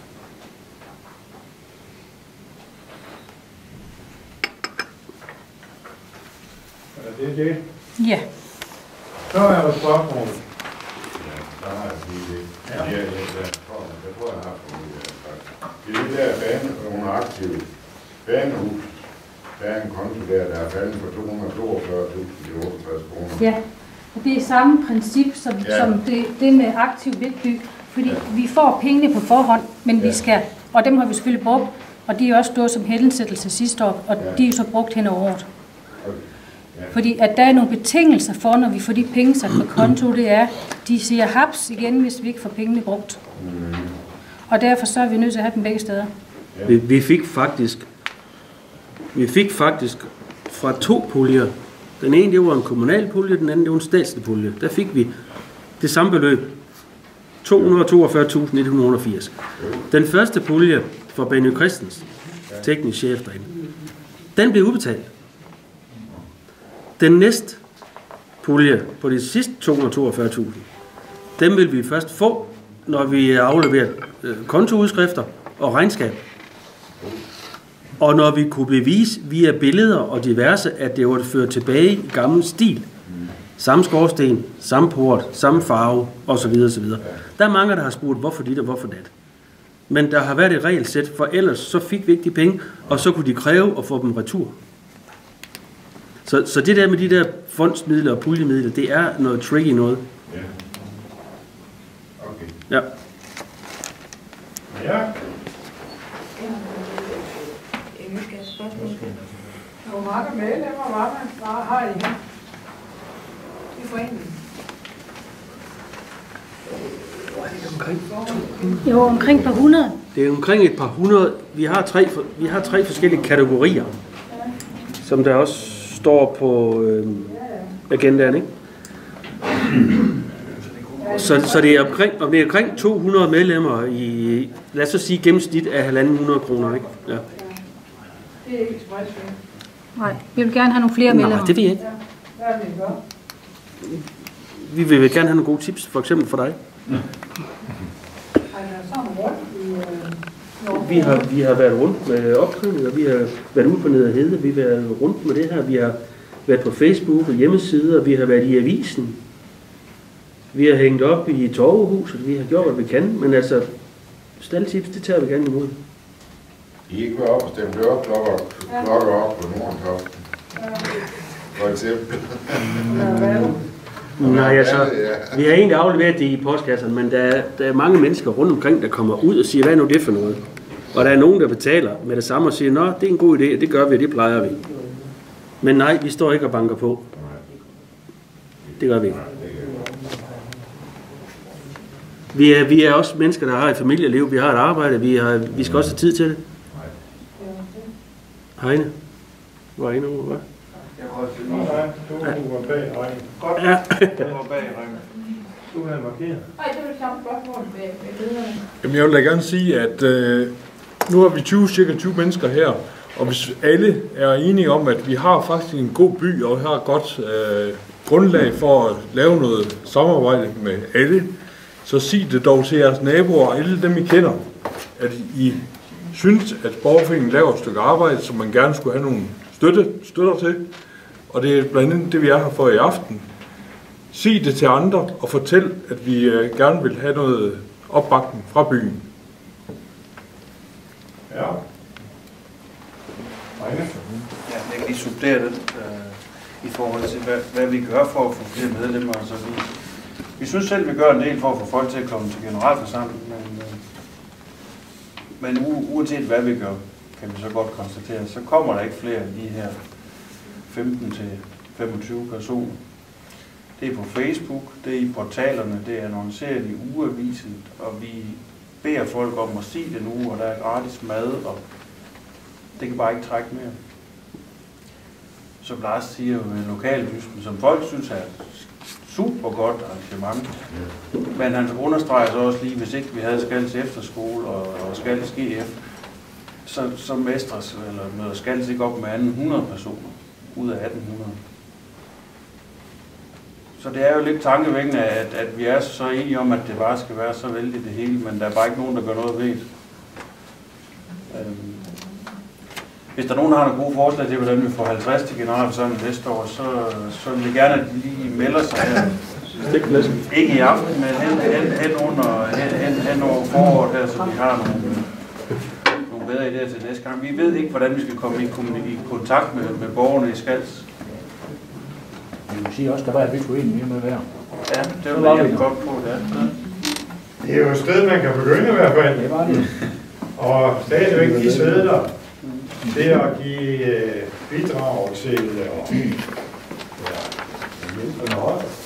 alt hvad man vil. Så kunne man jo også lige huske i løbet af året og snakke med venner og bekendte, var det ikke en idé at blive medlem af borgerforeningen, hvis nu ikke er det? Heine? Ja, hvis nu det for eksempel var 20% af befolkningen, der var det, vi har jo ikke børn med som medlemmer, de tæller jo med som en familie. Men det er jo slapt. Altså vi ved jo, der er godt og vel 700 husstande i Skalsbyen. Og når der er 200 medlemskab, så er der jo noget at plukke af. Det må der være. Jeg har også lige til punkt 23 beretningen. Jeg tror bare ikke at sige mere, end at jeg stemt ned her.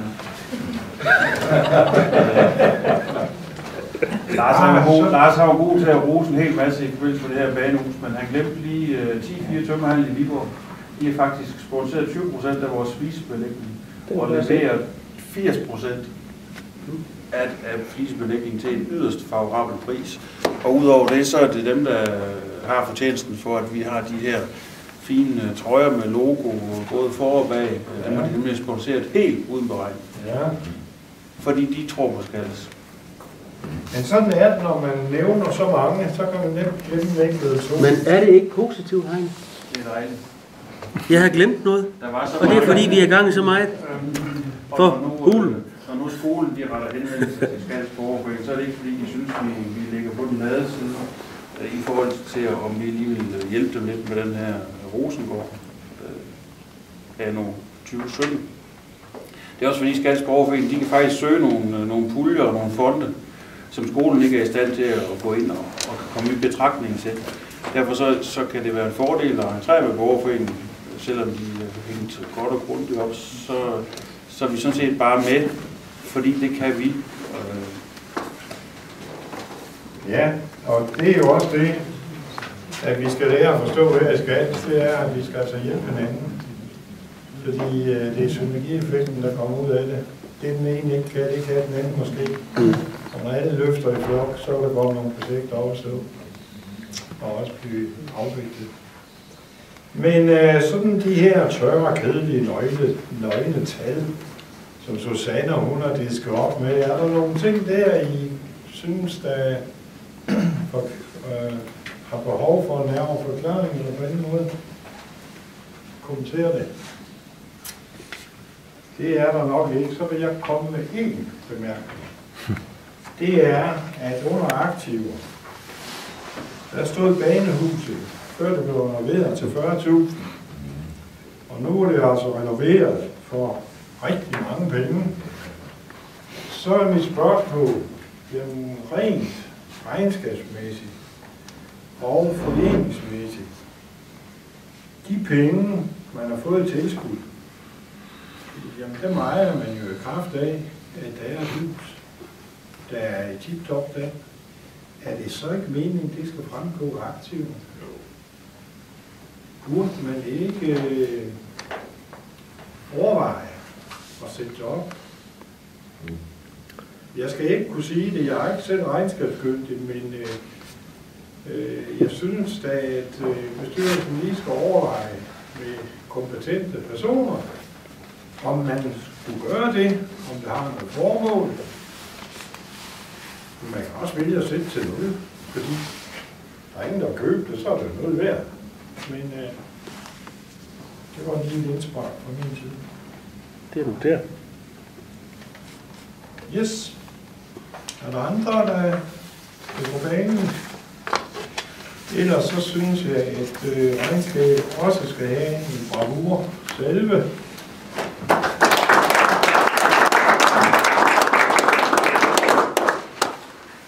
Vi går videre. Jeg skal spørge bestyrelsen, er der indkommende forslag? Nej. Til behandling på generalforsamlingen, det er der ikke. Nej. Og der kan bag vedtægterne i princippet ikke stilles forslag under generalforsamlingen.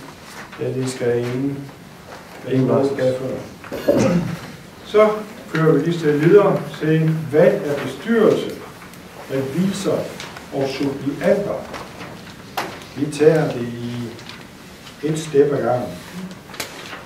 Skal vi ikke tage bestyrelsen først? Jeg vil gerne bede bestyrelsen komme med en redegørelse om, hvem der er på valg, og hvilke, skal man sige, hvem de har opstillet.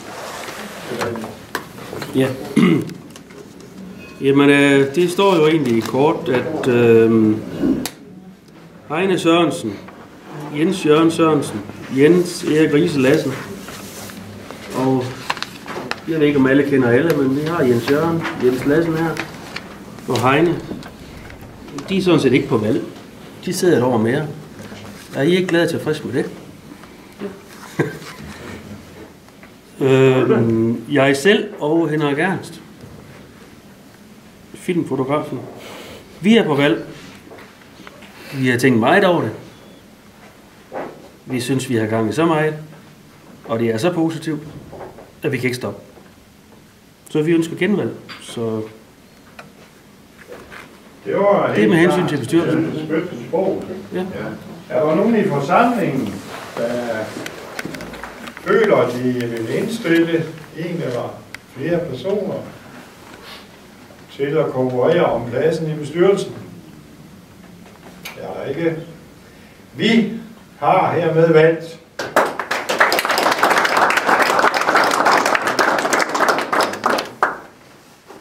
og så fortsætter du bare med redegørelsen om suppleanter. Suppleanter for bestyrelsen, det er Jesper Blak Rust, er ikke fremmødt i dag. Claus Clausen er heller ikke fremmødt i dag, men jeg har talt med dem. De er på valg, og de ønsker også genvalg. Det er da utroligt godt. Skal vi klappe over det også?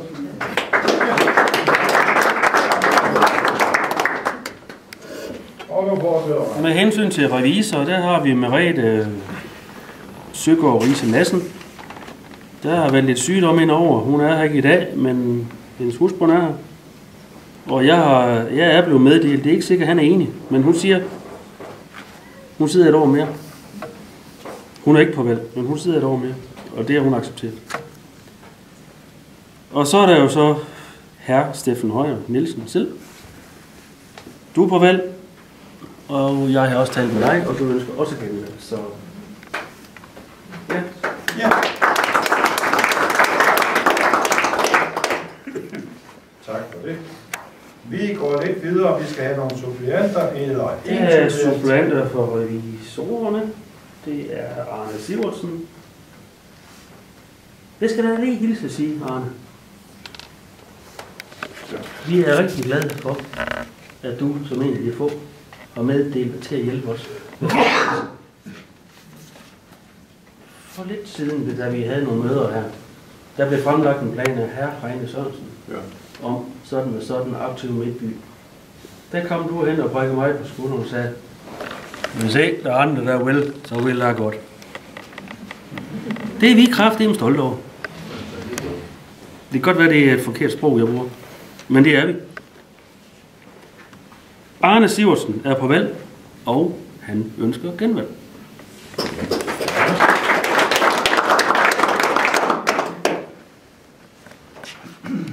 Så har vi jo så kasserer, som har valgt at være uden for borgerforeningen, men er alligevel en del af lavkagen. Morter Skarp, Susanne H. Nielsen. Hun ønsker også at fortsætte.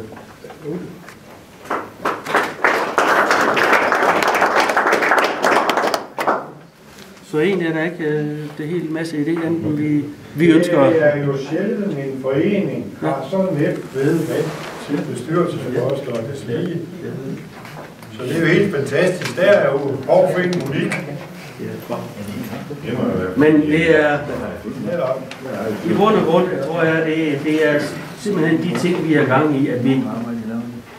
Jeg kan sgu ikke slippe. Man kan ikke slippe. Men jeg synes, det her, det er simpelthen for spændende. Det her, vi er med til at gøre en eller anden ting, hvor man kan sige om 20 år, det var sgu godt, de gjorde det. Håber vi. Håber jeg. Så ja, det var det. Så er vi kommet til anden sidste punkt, og det er fastsættelse af kontingent for indeværende år 2017. Afslutningsvis skal vi slutte af med eventuelt.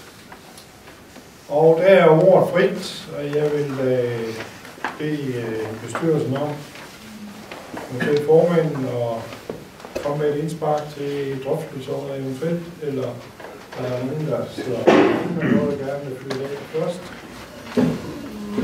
Jeg ved ikke, om jeg vil komme med indspark. Jeg vil egentlig bare sige, at nu er der luftet en hulens masse om, hvad vi gør, hvad vi ikke gør, og hvad vi vil. Så hvis man ifølge alt det her, der nu er lukket ud for os alle sammen, har et eller andet, I brænder inde med, så kom ud med det. Det behøver ikke være i dag. Det kan være i morgen, det kan være om en uge.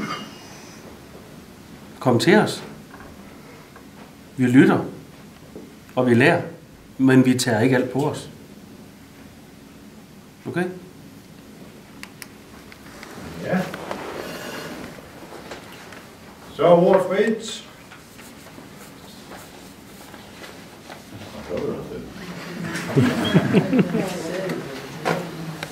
Jeg vil gerne starte med at sige, at det er jo sådan, at nu siger Lars, at der er lavet en hel masse ting, og det er jo ganske få personer, som trækker læsset i byen. Og det er derfor, vi så kraftigt lægger op til, kan vi ikke få nogle flere til at hjælpe? Bare lige med at skære frugt, bare lige med at få nogle, i forbindelse med løbet, få delt nogle bånd ud eller lignende. Nogle små ting. Skriv jer på listen. Det er ikke nogen særlig stor opgave, der skal laves. Det er bare at melde ind. Og det håber jeg på, I vil. Så skriv endelig på den her. Og som Steffen også var inde på, prøv at få nogle af jeres naboer, eller hvem det er, til at være med. Der er ingen krav om, at man er medlem eller noget som helst. Lad os få startet på det. Det vil være en stor hjælp for mange, og dermed også byen. Ja.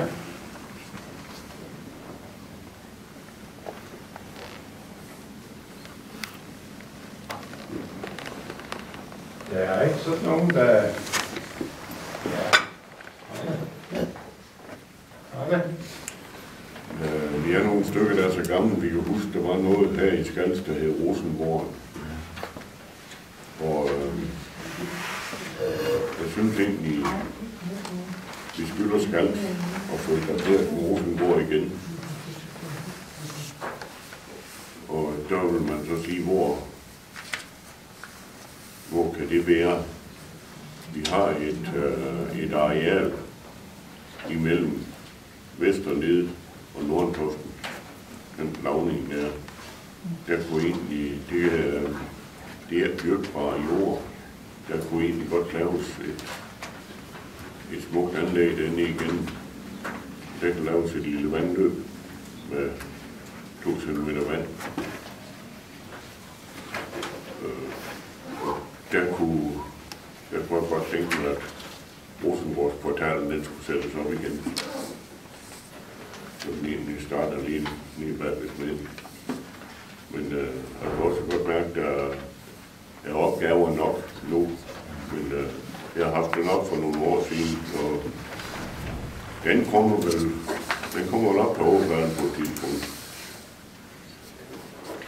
Men det var det, jeg nævnte omkring det her, vi var involveret i med hensyn til skolen. Den plads, der ligger over for den gamle biograf.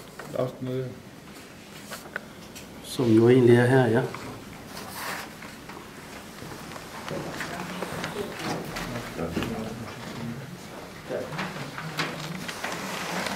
Det er et projekt, der er i gang med skolen.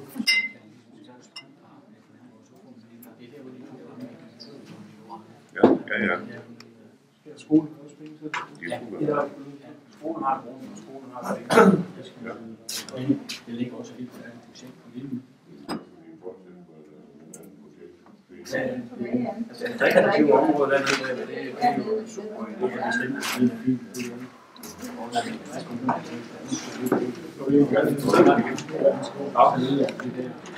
Så har vi et problem med vores vedtægter også. Vi kan tage lige sådan nogen, så skal det op og vende noget nyt. Okay, møde, ting og sager. Ja. Vi kan jo spørge Skals erhvervsudvalg. Jeg tror ikke, de kan få penge, men de kan i hvert fald låne penge på favorable. Det tror jeg ikke. Vi har dialog med dem. Ja, vi har dialog. Vi er åbent dialog med mange. Og vi har et møde. Tirsdag næste uge. Der er vi dem, der nu sidder i det her lille fundraising-udvalg. Der ligesom siger, jeg har skrevet rundt og sagt, nu er det mit go eller no-go. Nu skal vi have det her minigolf, det her legeplads opstå. Fordi vi mangler de der 30-40.000, så kan vi etablere underlag til at få det minigolf opstå. Så er vi i gang. Så mangler vi at så lige søge de sidste penge til det her legeplads. Men som vi har hørt fra mange fundraising folk, der nu ved noget om det her, jo større projekt det er, jo flere der er med ind over, jo flere skal nok komme med en pose penge. Så vi er inde over Nordea-fonden, vi er Tuborg-fonden, vi er Viborg Idræts- og Kulturfonden, hedder det så. Det er Energi Midt. Ja. Vi har Skalma-fonden, Ja. og noget, der hedder Bustrup-fonden oppe i Skive. Ja. Der er søgt på nuværende tidspunkt 359.000. For at skaffe de 40. Og det kommer forhåbentlig her i foråret måneder afklaring på det. Men så tæller vi på, og sætter en gravemaskine på, og laver minigolf her i byen. Så tæller vi på. Og det er den der minigolf, det er ikke som man forestiller sig om sommeren, man har på campingpladserne, men derimod et arrangement, som ligger med Skive, Aalborg og Randers og Aarhus og Silkeborg og Gjern som turneringsområde. Der vil blive holdt stævner, og der vil blive holdt internationale, de kommer fra andre lande. Det kan jo være lige bed and breakfast, vi har i byen, og det kan være det smidt af på krogen, pizzeria, købmand osv. osv. Det er ikke bare lige, at vi får lavet noget minigolf, man kan gå ned og sige hej. Det her, det er aktiv mindby. Ja, så skal lige huske at tænke på undergrunden dernede. Det er jo det rene opfyldt med ler og murbrokker og skidt og lort for at der sige har det vi rigtigt. heldigvis en entreprenør, der forhåbentlig ved noget mere om det. Det er vi andre tosser gør. Det lader vi bare ligge, Eske. Og så kører vi nogle belægningssten henover, og så laver vi minigolfbanen over. Jamen, hvad med, hvis der kommer noget, hvis det er tørt, og der kommer en ordentlig tordenskyld der, kan vandet så søge væk dernede fra? Nå? Det skal nok være afvandet, Nå? så den kommer af med vandet, ja. Nå? Det er ret vigtigt i forhold til de der 30-40.000, som Lars Møller han lige nævner, at vi får dem på bordet ret hurtigt, fordi det er ikke bare at sige, godt, så køber vi grunden, og så går vi i gang på mandag 8 dage. Ja. Der skal også indgives ansøgninger om byggetilladelse til at opføre det her, og det skal måske også ud i noget nabohøring. Man kan bare ikke sætte alle de her ting i gang, før man ligesom har det stykke jord, som tingene de skal ligge på. Det er ikke nok, at man synes, at det her det kunne være en fin idé. Vi skal have konkret købt det her jord, så vi kan gå videre med projektet. Og det der er ved det, hvis ikke vi sørger for snarest muligt at få købt det her jord, hvad sker der så? Hvad vil Kro-kompanien med området? Hvad vil Finnbak måske med området? Hvad vil Netto måske med området? Og hvad siger de jyske sparekasse? Ja. Med sådan en De har også en eller anden grusplads, der ligger der til ingenting. Ja, det er der. Og de har givet os en meget, meget favorabel pris på grunden, som ligger under vurdering. Udover at de også vil give 100.000 efterfølgende. Ja. Så de har dykket prisen 56.000, og de vil give 100.000. Men vi mangler lige den der lille... Ja, men jeg kan bare huske, dengang du fyldte op dernede, det var det var alt muligt skidt, der kom dernede. Ja, det er det nok. Ja. Ja, men det er jo meget interessant, når, kan man sige, når togen kommer på gled i sådan en eventuelt, fordi nu bliver vi jo lige pludselig endnu mere kloge på, hvad der egentlig der skal foregå, hvordan hænger visse ting sammen. Så spørg jeg ind til noget mere, eller komme med gode idéer, og det bliver jo også spændende, hvor den her gamle Rosenborg-portal, den så skal placeres henne. Ja. Lars har nævnt, det var det minigolf, det synes jeg lige, vi skal have præciseret. Det er jo ikke Skals Borgerforening, der har bestemt, der skal være minigolf. Det er heller ikke Skals Gymnastikforening alene. Men man får et tilbud. Kunne I tænke jer en 18-hullers minigolfbane efter internationale mål? Leveret og opsat, kvitterfrit. I skal bare levere husly og mad til de 2 montører, der kommer. I 2 dage fra Tyskland, hvor de kommer fra. Så er det jeres bane, og I forpligter til at have den der i 10 år. Ja, og hvem er vores? Skals. Ja, og hvem er Skals by så? Dem, der bakker op om Skals Borgerforening. Ja, det er borgerforening som sådan, ikke? Jo. Ja. Og det, de sætter op, Dansk Minigolf Union, det repræsenterer en værdi af imellem 5 og 600.000. Ja. Jamen altså, vi har jo i nogle år set til Udbjerg, hvad de jo kunne få op at stå, og hvad de kunne hente hjem med midler. Og nu er det ligesom om, nu er der nogen her Skals, der også har fundet ud af det, og der begynder at ske noget mere. Så jeg håber, vi er inde i sådan en stigende trend med hensyn til at få etableret ting og sager, få lånte penge eller få gaver og fonde. Ja. Fordi der er jo ingen, der kommer med tegnebogen og siger, at det betaler jeg sgu bare. De eksisterer jo ikke. Nej. En bagklang. Så derfor så skal det være noget med, at vi løfter et flok. Vi går sammen og hjælper hinanden, og derfor er budskabet for borgerforeningen. Gå nu hjem, og så være seriøse om at tale med venner og bekendte. Er I med i borgerforeningen? Kom og betale bidrag. Årskontingent. Vær med til et par gange om året og give en hånd med. Og så synes jeg, at vi har hørt så mange projekter. Der må der være nogen, der er så nysgerrige efter at komme ind og blande sig og være med. Og få lov til at sætte et fingeraftryk på et projekt. Jeg har selv haft fornøjelsen og været involveret i projekter, som jeg selv føler, jeg har virkelig sat fingeraftryk på. Det er en fornøjelse. Så animere jeres venner, bekendte, familie osv. Det er lige nøjagtigt derfor, jeg ikke tager 2 år mere. Det er en fornøjelse. Ja. Der lykkes nogle ting, men kun hvis vi gør det sammen. Jeg ved ikke, om vi skal begynde sådan at afslutte det. Jo. Men jeg har lige en lille ting. Husk på i morgen, så har forsamlingshuset generalforsamling. Og der fattes altså også hænder. Ja. Og bidrag til at være med der, så det synes jeg da godt, vi kan opfordre til. Ja. Så lige nede i forsamlingshuset, få en kop kaffe og et stykke lavkage i morgen. Jeg er ikke med, eller hvad? Jeg er ikke med, eller hvad? Du har en prioriteringsliste.